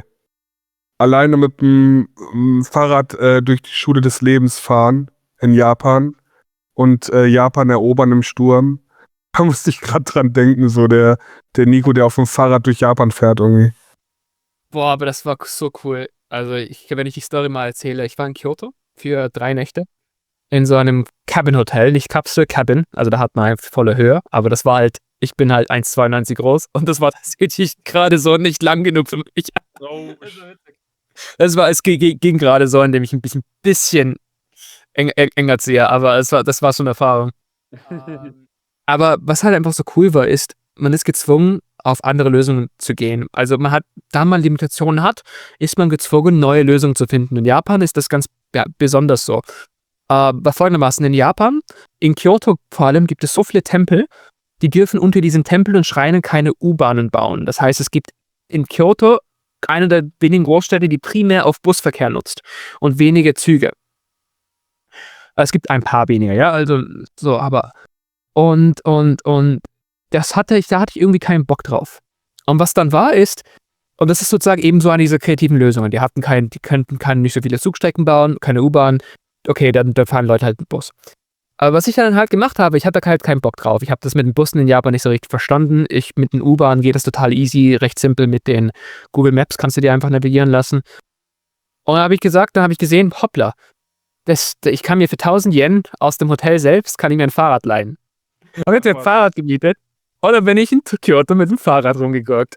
Und das war so ein Hype-Tag. Das war unglaublich, weil ich verstehe nicht. Ich wollte halt 2 Sachen angucken und die 2 Sachen waren halt sehr schwierig voneinander zu erreichen. Habe ich gesehen, das Fahrrad geht es recht gut. Bin ich das Fahrrad genommen, habe es mir gemietet, bin von Nishiki Market, wo das Hotel war, zum Kinkakuji gefahren, zum Golden Pavilion. Ah ja. Und es war kalt, aber ich habe Japan von einer komplett neuen Perspektive gesehen, weil ich nicht nur die touristischen Zentren angeguckt habe, sondern ich bin wirklich hier durchgefahren.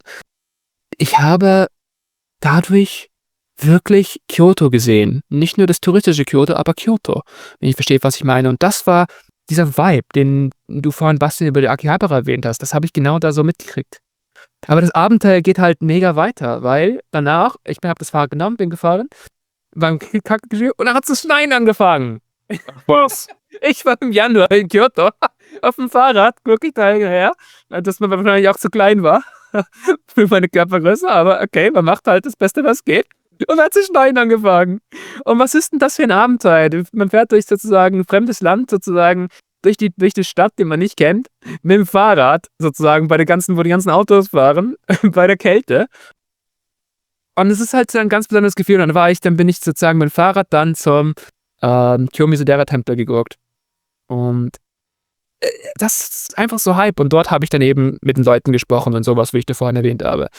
Und dann war natürlich das letzte Highlight, ich bin vom Kiyomizu-dera da mit dem Fahrrad am Schloss am Abend dann zum Nintendo HQ gefahren. Und hast mir geguckt. Ich bin einfach hingefahren und habe so gesagt, hey, cool, da sind meine Videospiele gemacht worden. Ich war einfach happy. Man hat das vom Video gesehen, wie happy ich einfach war. Da gibt es ja mittlerweile auch ein Museum jetzt, ne? In Kyoto oder. Ganz woanders, ist in Uji. Also ist nicht ganz, Ach so. das ist sozusagen, Uji ist eine Stadt außerhalb von Kyoto, der ich zuletzt vor einem Jahr war.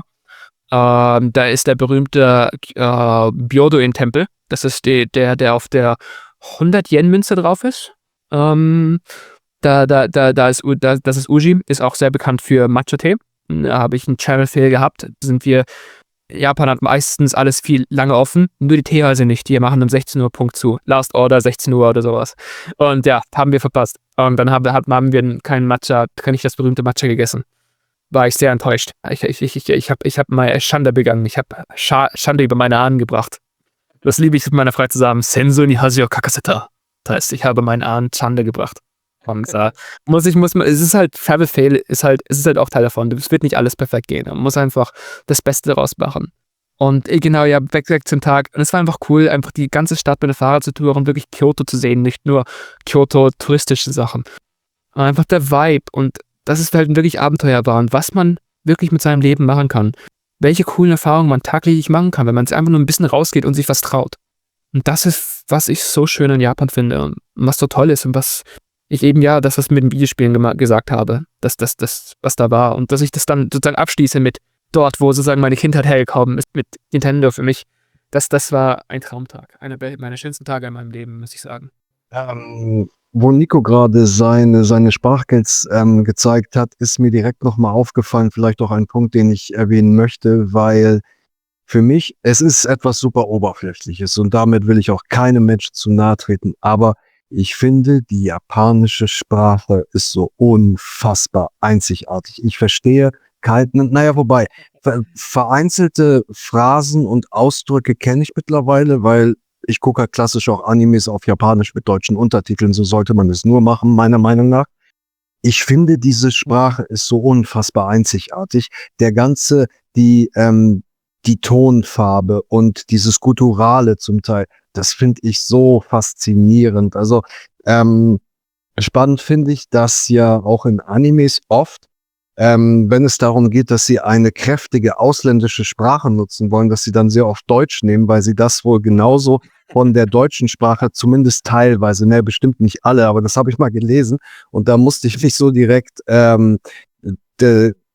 dachte ich dann so direkt witzig, dass die Wahrnehmung so ist, weil ich finde, ja, die deutsche Sprache ist von der Aussage her und sage ich mal, von der Klangqualität ist schon sehr guttural, aber wenn ich das mit Japanisch vergleiche, dann denke ich mir, Japanisch ist ganz hoch High-Level und Deutsch ist irgendwo darunter. Und das hat mir auch immer so die Faszination, wenn ich jetzt für mich spreche, auch an Japan gegeben, weil ich finde, die Farbe dieser Sprache, die ist so einzigartig. Also klar, Fanboy, aber nichtsdestotrotz, ich finde also auch wenn ich es jetzt auf andere Sprachen beziehe, das größte Alternativbeispiel wäre ja Chinesisch. Ich finde, Japanisch ist so, ich weiß nicht, einzigartig. Ich kann das gar nicht richtig beschreiben. Es hat für mich so eine Mischung aus mystischer Sprache, aus schöner Sprache und passt für mich auch irgendwie super zu der Kultur. Also ich finde, zumindest mein Bild der japanischen Kultur in ihrer Buntheit, aber gleichzeitig auch, was du ganz zu Anfang gesagt hast, in der Art der äußeren Wahrnehmung in der Öffentlichkeit und wie Menschen miteinander umgehen. Ich finde, da passt die Sprache auch einfach so. Es ist vielleicht eine sehr oberflächliche Betrachtung, aber das ist auch noch so ein Punkt, den ich gerne erwähnt habe. So. Oh, so das ne. なるほど。了解。 Einhänder, Zweihänder. Nee, aber ich gebe dir da vollkommen recht. Aber ich habe da halt cooles Fun-Fact. Japaner können generell gut Deutsch lernen und aussprechen. Und Deutsche können tatsächlich haben auch einen Vorteil gegenüber Amerikanern und Engländern, wenn sie Japanisch reden. Weißt du warum? Jetzt bin ich sehr gespannt. Das wusste ich gar nicht. Ich sag dir, sag mal, also kannst mal die ganzen deutschen Vokale mal aufsagen. Also A, E, I, O, U. Gut, perfekt. Sag sie mal auf Englisch. A, I, E, O, U. Cool, jetzt sage ich sie mal auf Japanisch. A, I, U, E, O. Ist fast wie Deutsch. Dem klingt es ähnlicher. Mhm. Eben. Fast wie Deutsch. Aha. Habe ich nie drüber nachgedacht. Das heißt, Entschuldige. als Deutscher oder als nativ Deutschsprechender hast du einen deutschen Vorteil gegenüber Englischsprechenden in der Aussprache oder in dem Verständnis generell. Weil, ja, so gerade wie ich es erklärt habe, man kann die Sprache sehr leicht lesen, so in die Richtung, also solange es Hiragana und Katakana ist.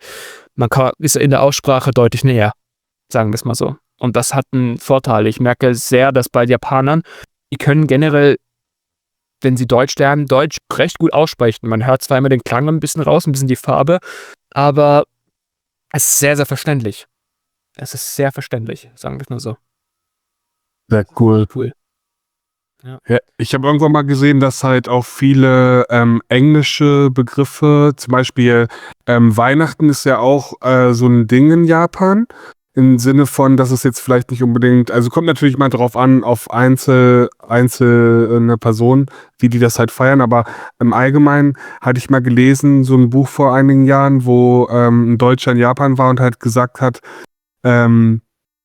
wie ähnlich halt oder wie Japaner dann englische Wörter oder auch aus anderen Sprachen Wörter halt ins Japanische so rübernehmen und dann aber nochmal was Einzigartiges draus machen. Zum Beispiel Christmas Cake. Und dann musste ich gerade denken, das war in dem Buch so geschrieben, Kurisu Masu Keiku. Und das genial. Also ja, tolle Sprache, ja. Da habe ich noch einen coolen Fun-Fact. Wie sagt man Energy Drink auf, oder wie sagt man Energie auf Japanisch? Energiu. Energie ist richtig, ja? Ja, Wie sagt man Energy Drink auf Japanisch? keine Ahnung. naja, kommt ja von Energie. Könnte man noch denken, Energiedrinke. Ah ja, stimmt, ja. Es heißt aber Energy Drink. Okay. Die Japaner haben aufgrund sozusagen, sie haben viele medizinische Sachen übernommen aus dem Deutschen, unter anderem Energie, ja, oder Röntgen, sagt man auch im Japanischen. Was? Also sie haben viele medizinische Sachen aus dem Deutschen übernommen, weil sie die Medizin aus Deutschland. Aber dann kommt Energy Drink, ja, das Leihwort kommt wirklich direkt aus dem Amerikanischen. Das heißt, wenn ab und zu fallen halt Englischsprachige darauf rein, wenn sie Energie sagen wollen, so sagen sie Energy. Energy. Ja, falsch. Es ist Energie, weil es aus dem Deutschen kommt. Wahnsinn. Ja, und das ist halt, da ist mal der YouTuber Dogen reingefallen. Also, da habe ich das, ja, wie sagt man? Da hatte mal ein Skit darüber gemacht, deswegen ist mir aufgefallen, hey, Momentchen mal, man sagt das immer, das Energie kommt aus dem Deutschen, ja. Das ist deswegen ein bisschen drauf reingefallen. Das ist aber ganz normal. Es gibt zum Beispiel Jesu kommt aus dem Griechischen. Also Leihwörter gibt es nicht nur aus Englischen im Japanischen. Also es werden viele Leihwörter aus anderen Sprachen, unter anderem Deutsch, genommen. Und das ist ziemlich cool.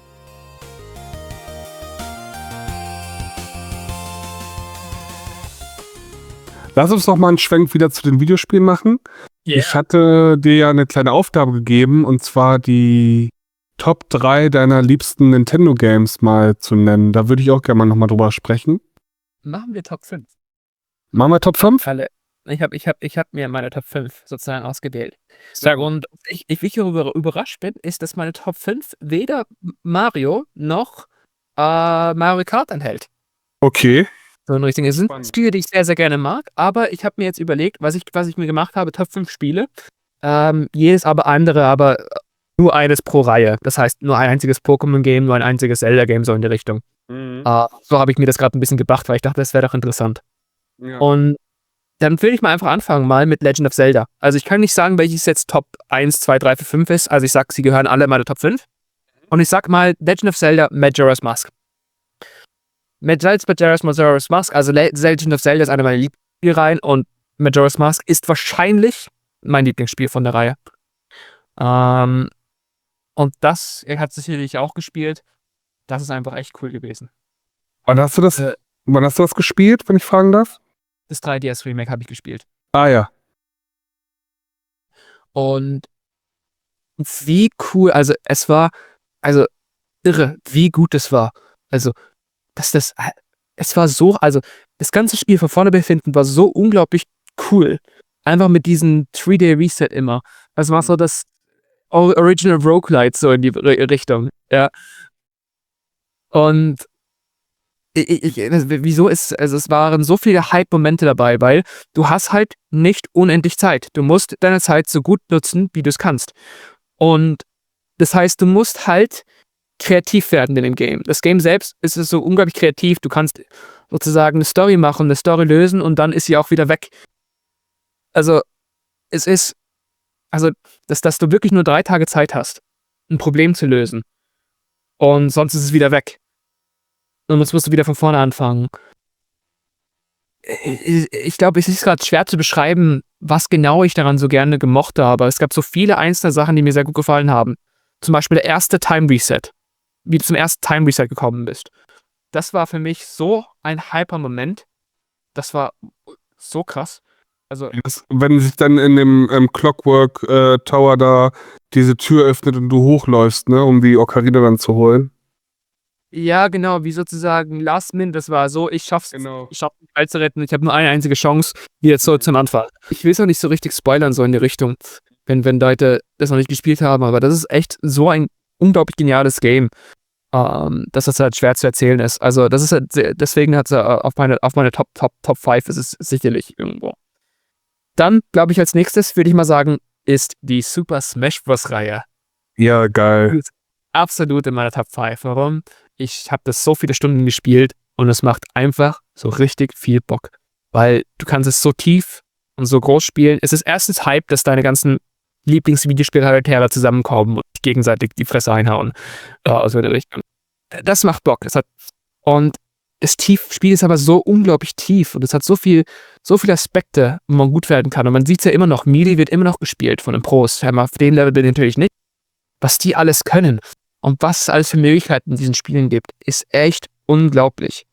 Und es ist so viel Spaß, das erste Solo zu spielen, gut zu werden, weil ich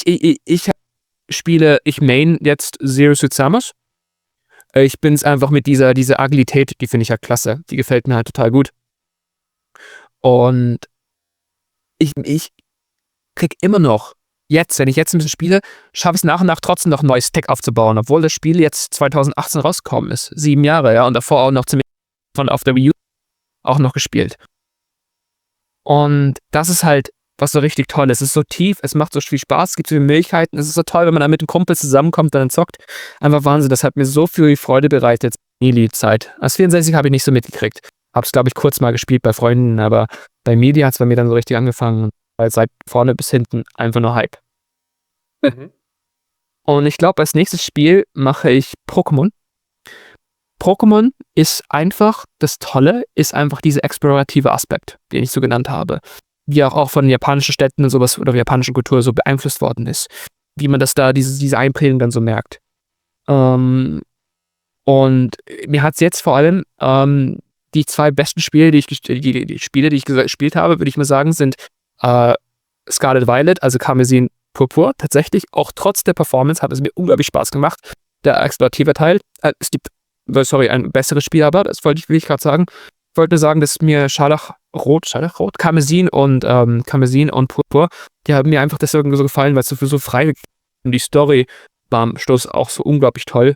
Die charakterbezogenen Stories, aber gleichzeitig die ganze Erkundung, dass du gesehen hast, wie die Pokémon wirklich in ihrer Region leben. Ja? Dieser Aspekt, der war halt richtig toll. Das ist hier halt diese Storytelling durch sozusagen Environment, das mir daran so gefallen hat. Und hätte ich nicht Majora's Mask gesagt, hätte ich Breath of the Wild gesagt, aus dem gleichen Grund. Ist dieses explorative Environment. Aber sonst, ich sag, das beste Pokémon-Spiel waren die Schwarz und Weiß Serie. Die Pokémon Schwarz-Weiß, Pokémon Schwarz-Weiß 2. Die waren unglaublich gut. Also von der Menge an Gameplay, die man hatte und der Story, ist es für mich schwierig zu sagen, ob bei mir Karmesin oder Pokémon Schwarz-Weiß jetzt besser war. Das kann ich nicht so genau sagen. Ich weiß auf jeden Fall, das sind für mich so tolle Games. Ich liebe die total. Und ich glaube, die nächste Reihe, vielleicht wollt ihr schon was dazu sagen. Ich will nicht die ganze Zeit einen Monolog haben. Ja, alles gut. Ich glaube, Bastian, warst du nicht derjenige, der auch mal meinte, dass Schwarz und Weiß seine Lieblingsspiele sind, oder verwechsel ich das gerade? Nee, Von Pokémon. Nee, bei mir sind es tatsächlich ganz klassisch die ersten, also Rot und Blau. Das ist für mich, Ja. also gut, wahrscheinlich auch, weil ich es als Kind gespielt habe, aber das sind so für mich, alles war neu, man kannte Pokémon noch nicht. Also ich glaube, es ist auch viel mit dem Impact verbunden, den ich aus diesen Spielen gezogen habe. Zum einen, weil ich ein Kind war, zum anderen, weil man es noch nicht kannte und auch den Punkt, den du gerade angesprochen hast, Nico, mit dieser Exploration, das habe ich vorher in Spielen nie so wahrgenommen. Also gut, da war ich auch ein Kind. Ich habe da noch gar nicht so viel gespielt, bis ich dann Pokémon gespielt habe.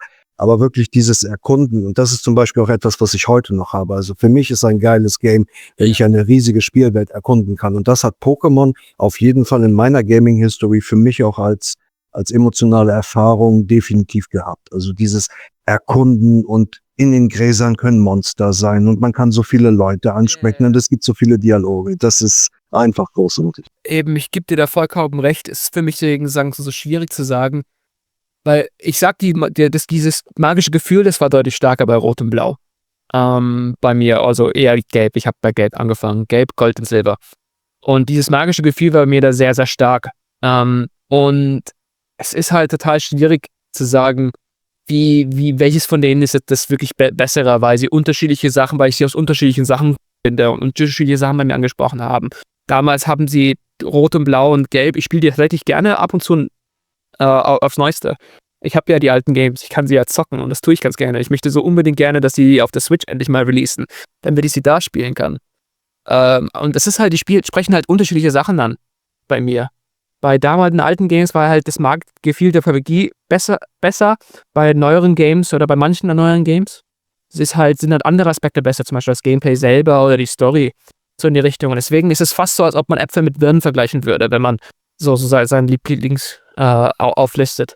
Deswegen mag ich es auch nicht so sehr eine Top 5 zu sagen und sagen, welche davon ist die Top 5, welche davon die Top 1, weil ich kann das nicht so gut, diesen Vergleich. Bei mir sind es halt auch sehr, sehr enge kleine Sachen. Und wenn ich so in Tiers sagen würde, Pokémon Schwarz-Weiß und Karmesin sind wahrscheinlich S-Tier und Rot, Blau, Gold, Silber, Rubin und Saphir sind wahrscheinlich knapp darunter. Und dann sind es die anderen Games, also so etwas weiter runter, Diamant, Perle, Sonne, Mond, Schwertschild, XY, die sind dann eher in den unteren Tiers. Also würde ich das eher listen. Aber es ist wirklich sehr, sehr schwierig, sowas zu sagen, vor allem, weil es hängt davon ab, wie man es wertet. Wie hat mich selber dazu gefühlt oder finde ich diese Games objektiv gut? Weil zum Beispiel, es kann gut sein, dass für manche neue Kids sozusagen, die werden dieses Gefühl bei Rot und Blau, das wir damals hatten, nie haben. Bei denen, für sie wird das Rot und Blau jetzt heutzutage Karmesin Purpur sein, so in die Richtung. Deswegen ist es sehr schwierig, sowas direkt zu bewerten. Und deswegen, ich denke, man kann einfach nur das Beste machen, so in die Richtung. Man kann einfach nur einen Tipp machen, so in die Richtung, welches hat einem das Beste gefallen. Und ich glaube, das hat einen Wert. Diese subjektive Einschätzung hat einen Wert, sozusagen. 100%. Will ich das sagen. 100%ig. Schöne Worte, wirklich. Sehr, sehr schön. Ja, danke. Nee, ich wollte sonst noch mal, falls du jetzt nicht noch mal was zu Pokémon sagen wollte ich noch mal kurz zu Majora's Mask rüberspringen. Ja? Weil ich auch gerade fand, dass das vielleicht ein bisschen zu kurz kam. Also in dem Sinne, was ich bei Majora's Mask, weil du das so am Anfang ja beschrieben hattest mit, dass man da diesen Zeitaspekt und so weiter hat. Ich glaube, das ist im Vergleich zum Beispiel zu Ocarina of Time, falls du das auch gespielt hast, ein sehr melancholisches Zelda, was so sehr über Vergänglichkeit und das hat auch sehr viel so japanische Kultur in sich, würde ich behaupten. Auch wenn es jetzt vielleicht optisch nicht unbedingt japanisch viel Inhalt hat, sondern vielleicht eher so, ja, typisch Zelda, so mittelalterlich europäisch Fantasy angehaucht ist, hat es trotzdem so allein von dem Soundtrack her, allein von dem Aspekt, dass du halt, dass alles vergänglich ist, wie zum Beispiel auch Kirschblütenfest. Da wird ja auch ohne Witz, ich wollte gerade Kirschblüten sagen, wo das Genau. ich wollte Kirschblütensagas Das ist ja auch- aus dem Sagas im Mund genommen sein jetzt. Genau. Genial. Da wird ja auch sozusagen die Vergänglichkeit des Schönen irgendwie zelebriert und da wollte ich noch mal kurz drauf eingehen, was du darüber denkst. Ja, aber mega, das hast du eigentlich genau richtig gesagt. Genau richtig. Also ich will es genauso sagen. Das Einzige, was ich noch dazu sagen kann, ist, dass das sozusagen genau ein Punkt ist, was mich mit dem dieser japanischen Kultur, wie sie mich die Spiele geprägt haben, beziehungsweise ist genau das. Genau das, wie Japaner es aus den eigenen Augen sehen. Und die Kunst. Und tatsächlich, wenn ich es mal ganz mal so sage, ich habe lange Zeit leider einen Fehler gemacht in meinen Videos. Und zwar, ich habe meine Videos so gemacht, ich hab versucht, sie so zu machen, dass ich denke, okay, ich mache sie so, dass so kommt es im Algorithmus oder bei anderen Leuten gut an, so mache ich das. Das hat aber nie gut geklappt. Und ich verstehe das jetzt, also mit den letzten paar Jahren habe ich dann geschaut, okay, das funktioniert nicht. Ich muss es ein bisschen anders machen. Ich muss es stattdessen so machen, wie es Japaner bei uns machen. Sie zeigen uns, wie die Welt aus ihren Augen aussieht. Und es hat mir gefallen, Majora's Mask zu spielen, weil es ja so aus dieser japanischen Kultur kommt und so erklärt wird. Und es kommt einfach aus den Augen eines anderes. Und tatsächlich ist es genau das, wie ich jetzt eher heutzutage meine Videos mache, sowohl die Kurz- wie die langen Videos. Ich versuche es einfach so gefallen, wie gefällt es mir, wie sehe ich die Welt und dann gebe ich es weiter. Und tatsächlich scheint das genau deswegen jetzt auch besser anzukommen in letzter Zeit. Also bei mir Instagram geht nicht so schlecht, sagen wir so, ganz ordentlich. YouTube ist halt noch ein bisschen ein Startlöchern, würde ich mal so sagen. Aber ich glaube, mit der Zeit kommen dann auch mehr Leute deswegen. Und der Punkt dahinter ist folgendermaßen. Sorry, wenn man nur die Videos so macht, wenn man seine eigene Kunst so macht, denkt, so passt es den anderen, dann verliert man seine eigene Blickweise so in die Richtung. Und tatsächlich ist genau das, was andere Leute eher interessiert. Die Leute wollen sich in die Augen des Künstlers sozusagen reinversetzen, wenn sie ein Gemälde sehen oder ein Film oder sowas. dann ist es ja nicht das Interessante ist, wie technisch gut jemand die Pinselstrich machen kann. Das ist häufig weniger interessant. Was Kunst anspricht, ist die Psyche, die unterbewusste Psyche. Und das heißt, der Job eines Künstlers ist es, diese unterbewusste Psyche anzusprechen durch das Medium, was man es macht. Und deswegen ist es zum Beispiel auch so, warum AI-Art, AI-Kunst oder AI-Gemälde einfach so schlecht sind. Einfach weil sie zwar technisches Nachmalen können, aber sie schaffen es nicht, diese emotionalen Verbindungen sozusagen zu erbringen. Und tatsächlich, weil ich es jetzt gesehen habe, hey, wie machen die Japaner da oder wie machen andere das? Wie machen andere gute Inhalte? Ja, sie machen das tatsächlich so, sie zeigen, wie sie die Welt selber sehen dadurch. Und dadurch können wir tatsächlich eine emotionale Bindung zur Medium beziehungsweise zur Emotion des Künstlers, also des Spieleentwicklers oder den Spieleentwicklern selber machen. Und das ist für mich etwas, was mir sehr geholfen hat bei meinen eigenen Videos. Wo ich angefangen habe, einfach die Videos so zu machen, wie sie mir gefallen. Weil tatsächlich ist es so, wenn man sich ein bisschen erklärt, warum es funktioniert, ist, weil du mit der Zeit einfach Leute emotional zu dir bindest. Also Leute wollen das, sie wollen eine emotionale Bindung zum Künstler haben. Und das Problem ist halt, wenn man es sich versucht zu verstellen. Angenommen, man macht jetzt eine Art Video, die einem selber nicht gefällt, dann kann man ja nie genau das machen, was ja wirklich unterbewusst es mit diesen Sachen anspricht. Wenn ihr versteht, was ich meine. Also angenommen, ich würde jetzt Make-up-Tutorials machen, weil Make-up-Tutorials gerade das ultra tolle Ding sind. Wie würde ich denn jemals wissen, was denn interessant an einem Make-up-Tutorial ist für Leute, die das angucken? Mich interessiert das ja nicht. Warum sollte ich mich verstellen? Weil dann weiß ich ja eh nicht, was daran gut war. Manche Leute schaffen es halt ein bisschen und brennen dann halt aber aus und das sind halt auch nicht die Dinge. Oder die machen dann Sachen, die einem nicht gefallen.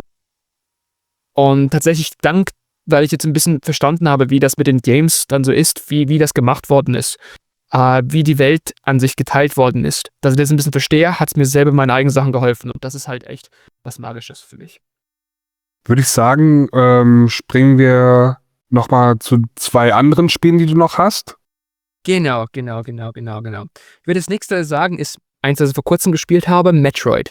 Also Metroid Dread vor allem gerade habe ich wirklich jetzt. Also ich habe jetzt 2 Metroid-Spiele gespielt. Das war Metroid Prime, leider auf der Wii U mit die Wii-Version auf der Wii U.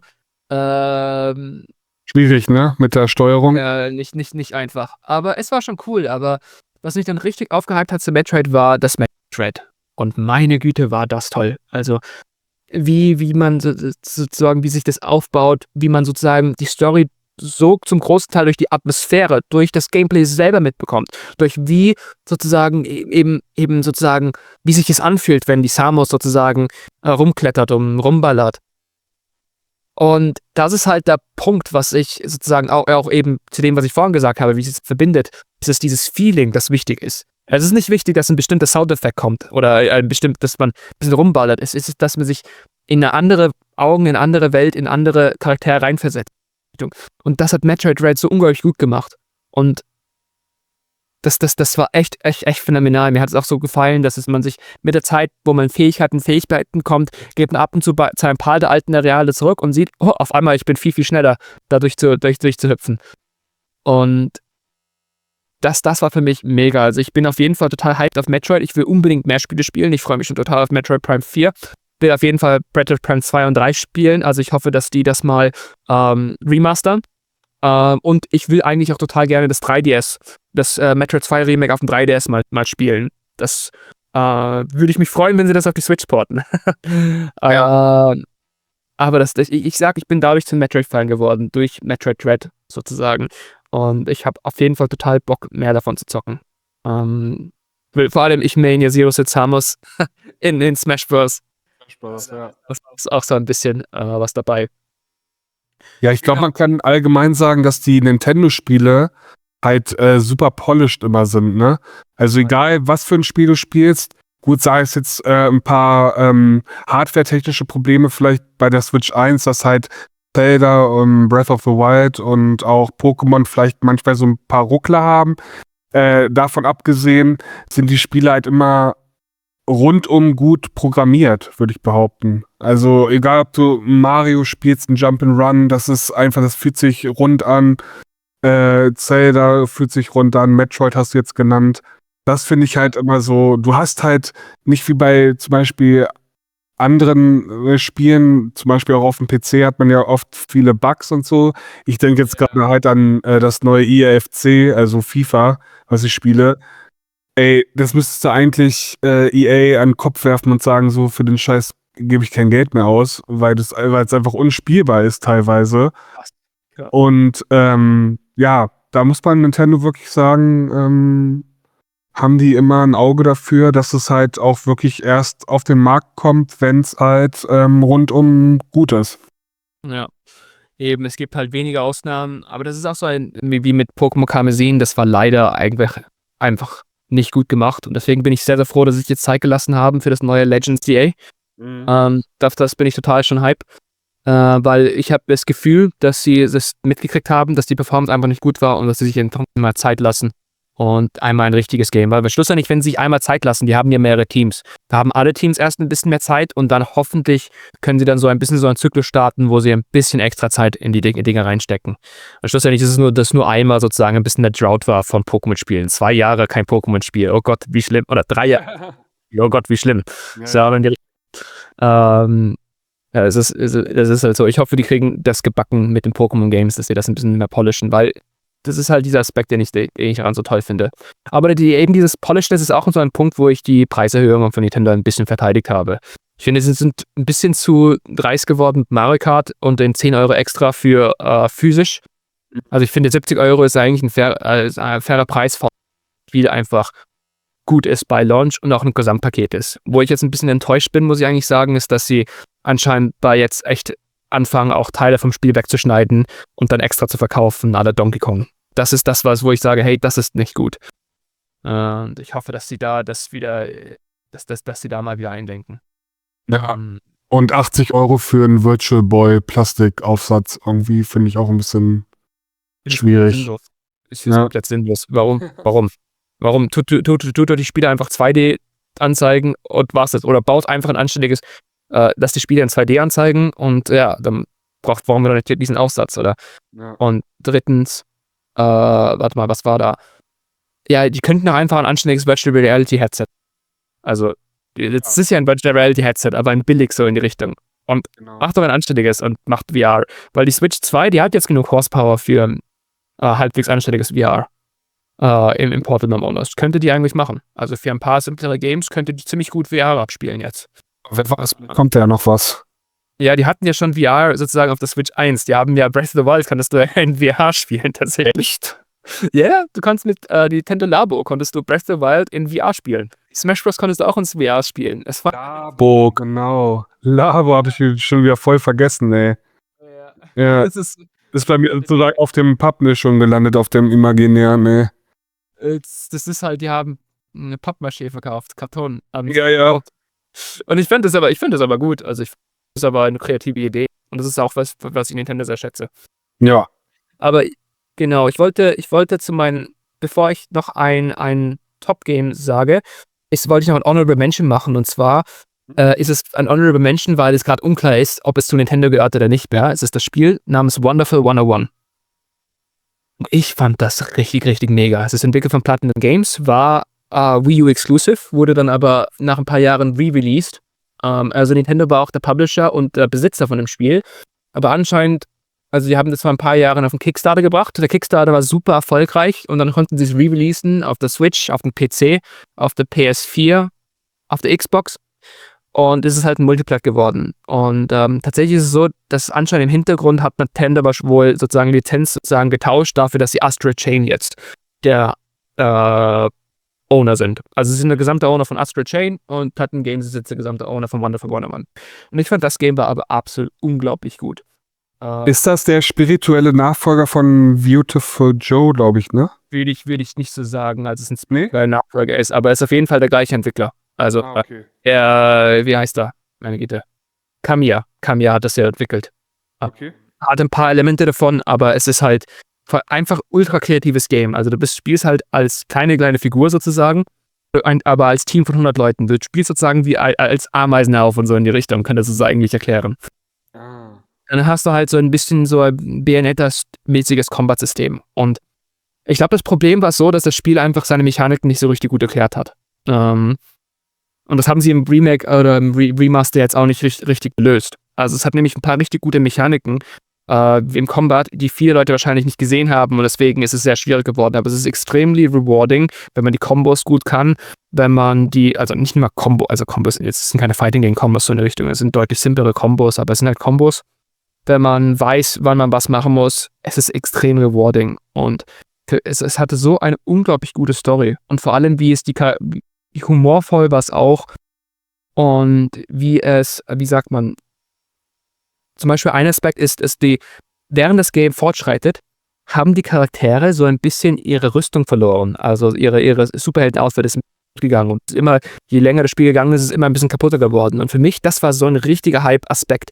Das ist etwas, was für mich richtig cool ist, weil man sieht echt, hey, das ist wirklich echt so in die Richtung. Das ist wirklich, wie ein Superheld wirklich wären würde, wenn er jetzt mehrere Stunden lang in einem erbitterten Kampf mit Aliens ist, dann wird doch die Ausrüstung ein bisschen kaputt und ein bisschen beschädigt.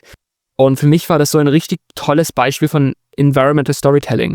Das ist tatsächlich etwas, was häufig heutzutage ein bisschen bei Netflix kritisiert wird. Es gibt da so einen bestimmten Job, kann ich nicht genau sagen, wie der heißt, aber die nehmen die Kostüme und machen sie ein bisschen kaputt. Vielleicht kennt ihr den Film Alien.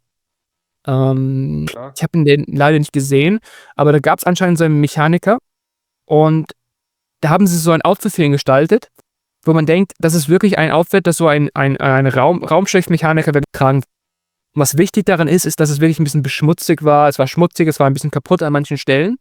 Und da gibt es so einen Job, der wirklich das so macht. Der die Kostüme nimmt und die ein bisschen kaputt macht. Was häufig bei manchen Netflix-Shows jetzt kritisiert werden, ist, die ganze Ausrüstung, die ganzen Kostüme sehen aus wie Kostüme und nicht wie Klamotten, die einer wirklich tragen würde da. Und das ist, weil dieser wichtige Schritt, dieses absichtliche Kaputtmachen, ja, dieses absichtliche, wie sagt man, dieses absichtliche, ja, Abnutzung der Kostüme, dass die sich das häufig sparen wollen. Und deswegen fühlen sich manche Netflix-Shows als so billig an ein bisschen, weil die haben ja perfekte Kostüme. So in die Richtung. Warum trägt der König, der da 10 Tage lang auf dem Pferd reitet, warum sieht das immer noch perfekt aus, so in die Richtung? Und das ist so ein Ding, was ich da gerade meinte, was ich vielleicht sagen wollte, Environmental Storytelling, was da dazu gehört, was in so einem Kunstwerk dazu gehört. Genau. Aber ich glaube, dann will ich einfach jetzt nur noch mein letztes Spiel sagen, was auf jeden Fall extrem hoch ist, und das ist die Xenoblade Chronicles-Reihe. Insbesondere das erste Spiel. Okay. Wahnsinn. Habt ihr das gespielt? Leider nicht, nee, aber ich kenn's. Also ich kenn's auf jeden Fall. Bastian, hast du's gespielt, Xenoblade? Ich kenn's leider gar nicht, nein. Dann habt ihr noch Bedarf. Ich werde es sehr empfehlen. Als erster hole ich ich habe sogar auf dem 3DS gespielt. Es war ursprünglich auf der Wii. Dann gab es auf einen exklusiven New 3DS Release, den ich dann gezockt habe davon. Und die Grafik war zwar mies, aber es war so toll. Also es ist echt ein phänomenales Spiel. Und ich kann es nur empfehlen, dass ihr euch die Switch-Variante nimmt. Holt sie euch, spielt sie durch. Wenn ihr euch japanische RPGs gefallen, dann werdet ihr das Spiel lieben. Es ist so unglaublich gut. So eine tolle Story. Gameplay macht auch cool, aber es ist vor allem, wie charakterbasiert es ist. Und vor allem, wie es sie damals geschafft haben auf der Wii. Ja? Dass sie auf der Wii so ein Spiel geschafft haben. Damals. Wahnsinn. Also jetzt die gesamte Xenoblade-Reihe finde ich richtig toll. Das 2er, das 3er, auch das Xenoblade Chronicles X, was vor kurzem re-released worden ist. Ist zwar ein bisschen anders als die nummerierte Reihe, aber echt eine Riesenempfehlung. Und wenn man das noch nicht gespielt hat, tut euch einen Gefallen. Holt euch die Xenoblade Chronicles. Und ja. Okay, ja, ich werde auf jeden Fall mal reinschauen. Ich habe zu Hause auch noch, also nicht zu Hause bei mir, aber im Elternhaus sozusagen eine Wii U rumstehen. Vielleicht kann ich mir für einen schmalen Taler mal die Wii-Version mal holen.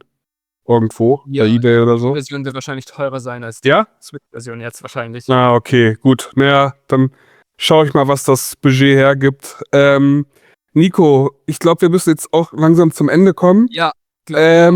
Ich danke dir sehr, dass du dabei warst. Von meiner und Bastians Seite aus kann ich, glaube ich, zusammenfassend sagen, dass das ein richtig tolle Podcast-Folge war. Wir haben sehr viel über Japan gehört, aber vielleicht auch auf der anderen Seite zu wenig. Wir haben viel über Spiele geredet und ja, kurzer Hinweis auch, checkt auf jeden Fall The Red Value aus. auf Instagram und YouTube. YouTube wird ja wahrscheinlich dann auch in Zukunft, wie gesagt, was du schon gesagt hast, mehr kommen. Und ja, vielleicht schaffen wir es ja mal für eine weitere Folge, uns nochmal zusammenzusetzen. Fände ich auf jeden Fall sehr cool. Ja, gerne.